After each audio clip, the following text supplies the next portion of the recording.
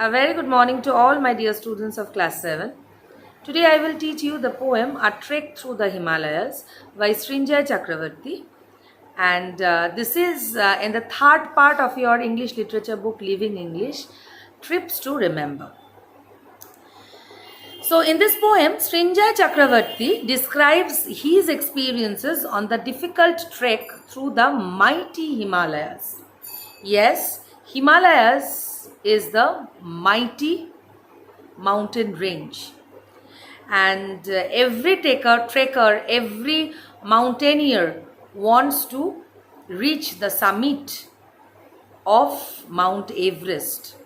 So Srinjay Chakravarti is one such person who also tried to reach the summit of the mountain, and he shares his experiences in this poem. Okay. The journey lasts for days and days. We trek up valley, hill and slope. We carry with ourselves the hope to traverse strange untrodden ways. We enter now a world of clouds. Along the way we hear the call of mountain wind and waterfall. The pallid mist is spreading shrouds. At last we reach the final peak. The summit beckons us to come.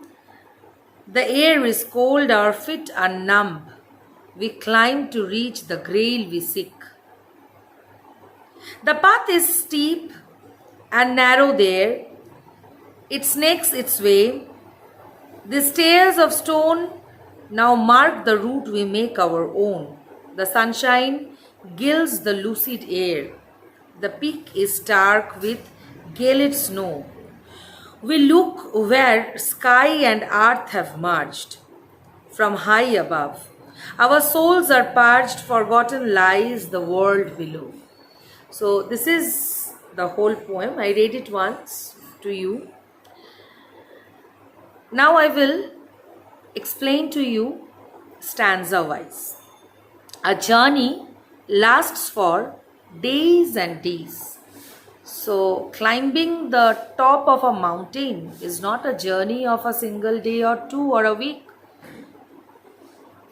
A person needs to take rigorous training, and he has to undergo many physical exercises, medical treatments, therapies in order to get accustomed to the hilly atmosphere. So it's not a journey of a single day or two. The journey lasts for days and days. Before the journey, you need to take a person needs to take a lot of measures in order to try to climb mountains, and then starts the journey, which is also a long journey, not for 1 or 2 days. We trek up the valley. So first, if you start from a particular place, you need to trek up the valley. Valley is on the foothill.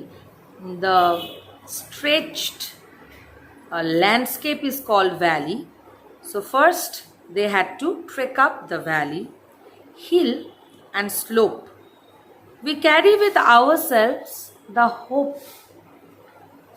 What does the person or the mountaineer or those persons, what do those persons carry with them? They carry hope. Hope to achieve something. Achieve what? To reach the mountain top. To traverse strange untrodden ways. Traverse means to cross over. To traverse strange untrodden ways. Untrodden means the way, the path is not trodden by many people, is not taken by many people. So we carry with ourselves the hope to traverse strange untrodden ways. So it's a journey It's a long journey. The people who start their journey for climbing the summit, they had to cross valley, hill, slope, and they carried with themselves hope of achieving something, hope to be successful, hope to be alive. They traverse the strange untrodden ways. They cross the strange path, the untrodden ways. Stanza 2. We enter now a world of clouds. So after traveling through the world of valleys, hills and slopes, they entered the world of clouds. Along the way, we heard the call of mountain wind and airfall. Now, they entered the world of cloud. That means they have reached a high altitude where they can hear the call of mountain, wind and waterfall. Okay. They get the sound of the falling water from waterfall. They can see the cloud. They have reached such an altitude. The pallid mist is spreading shrouds. Pallid mist is fog. The pallid mist is spreading shroud. Shroud means cover. The mist is covering the peaks, the small peaks of mountains which are not in the higher range, which are in the middle or the lower range. They are covering them.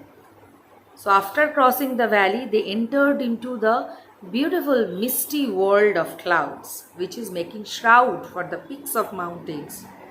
At last we reach the final peak. The summit beckons us to come. The air is cold. Our feet are numb. Numb means senseless. When our nerves become inactive, then our body becomes numb. We climb to reach the grail we seek. At last we reach the final peak. So now the poet is describing that the fact that they had reached the peak. The summit beckons us. Beckon means calls. They have reached the final peak from where they can reach the summit. Summit means the top, the utmost point. The summit beckons them, calls them, summons them. As to come, the air is cold. So here near the summit, the air is very much cold. Our feet are numb.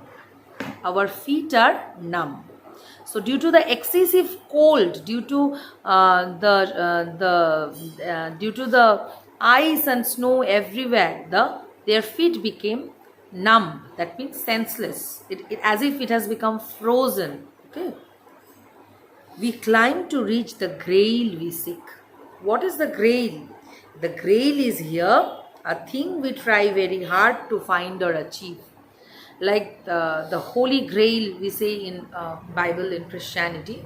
So after, this is the grail, this is the fruit of their success. They are near the summit, they will reach it. So the grail is there. After the long trial, after the precautions and the measures that they have taken to undergo this journey, then the journey started through the valleys and all.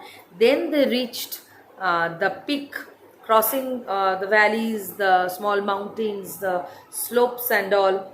Then they reached the peak from where they can reach the summit. Now they have achieved the grail. So we climb to reach the grail we seek. What is the grail? Reaching the summit. The path is steep. The path is steep. Steep means like this. And narrow here. It's narrow and steep. It's not bent, it's steep. It snakes its way. Snake, you know snake, what are snakes? Snake is used here as verbs. Snakes means as the movement of snakes are.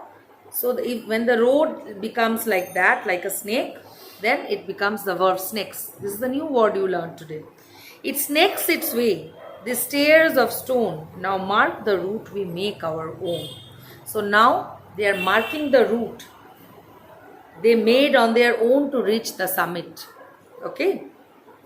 So as they are reaching towards the summit, the path is narrow and the path snakes. That means it's so difficult for them, the narrow and snaky path, to reach the summit. Now, mark the route, we mark our own. So, this is the route they mark to be their own, because they have taken this path to reach the summit. The sunshine gleeds the lucid air. The sunshine gleeds the lucid air. So, the sunshine, when it falls on the snows, it looks like gold. So for that it is said gleeds the lucid air. With the sunshine, the snow on the top becomes glowy. It looks like as if they are of gold. So they gleeds the lucid air. So when they reached the top, they found the sunshine, which is very beautiful, beautifully falling on the snow. The peak is stark with gelid snow. The peak is stark with gelid snow. Gelid means very, very, very cold. We look where sky and earth have merged. It's a wonderful, heavenly, divine feeling. They reach this place when the sky and earth merge. Merge means they mingles, they mixes with each other. You cannot differentiate the sky with the mountain top. Both of them has become merged. From high above, our souls are purged. Purged means purified. From high above, our souls are purged. All the bad thoughts. So the heavenly beauty, the divine feelings that they are having after reaching the place is purging their mind. Purging means to purify our heart. In our life, maybe we are having a lot of bad thoughts, good thoughts and all. If we are purging ourselves, if there is a purgation, then we are feeling blessed. Feeling purged means to feel pure internally. So after experiencing this divine beauty, they think that their emotions, their heart is purified, purged. Forgotten lies the world below. So it's so divine, it's so beautiful that they forget about the world that lies below. They think that they have as if reached the heaven. Now the world below, the mundane, the materialistic world where we live is forgotten for them, as if it does not matter anymore to anybody. So this is the feelings the poet Srinjoy Chakraborty had after he reached the summit, which he has penned down in this poem. I have tried to explain it to you. Read the poem many a times. Not only just read it aloud, try to feel and with the experience of the poet, try to feel your inner self there, how he might have felt, how was experiences had been. So this is a poem, a wonderful poem about real life experience. So the poem I have taught you, read it many a times. Only one chapter is left from this book, that is The Bet, a drama, which I will start teaching in the next class, and one chapter from Arabian Nights. These two things from literature are left. Grammar is completed. Okay, so don't worry, I shall be giving you the answers also of the questions that are there. So here you will have 4 questions reference to the context. So I will give you the answers. You read the poem, don't worry, I will give you the answers. So I hope you have understood the poem and you will not have any problem in answering the questions and writing the questions. So prepare yourself for half yearly. Bye for today. See you tomorrow.